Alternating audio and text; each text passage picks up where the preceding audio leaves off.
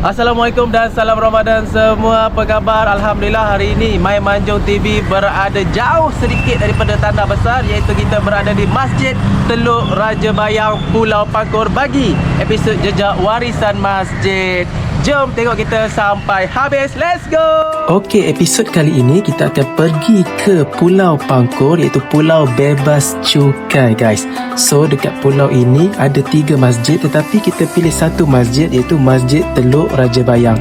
Dan perjalanan dari JT hinggalah ke masjid, kita hanya berjalan kaki sahaja.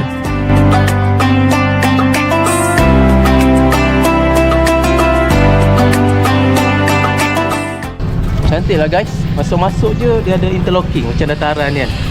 Menarik lah masjid ni.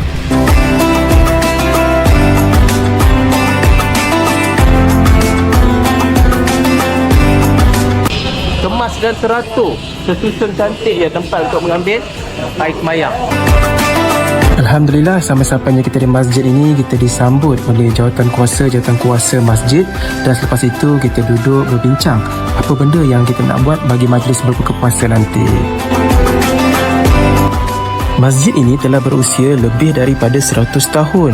Mula dibina pada 20 Mac 1923 oleh penduduk kampung secara gotong royong dengan menggunakan kayu hutan, iaitu bangunan kayu bertiang di atas tanah yang diwakafkan.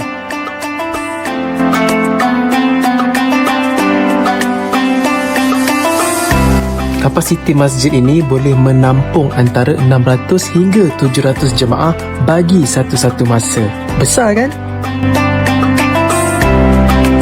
Masjid ini mempunyai keunikan tersendiri, iaitu merupakan satu-satunya masjid yang mempunyai tanah perkuburan Islam di pulau ini.